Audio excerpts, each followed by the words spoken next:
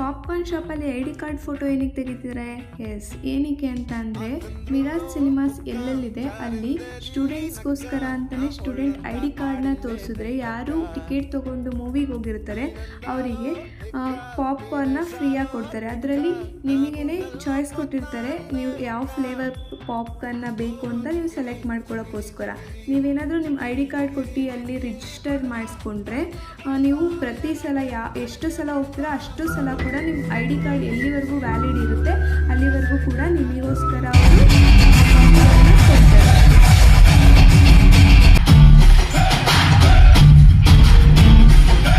Interval ಮುಗಿಯೋಷ್ಟೊತ್ತಿಗೆ popcorn ಖಾಲಿ ಮಾಡಿದ್ವಿ.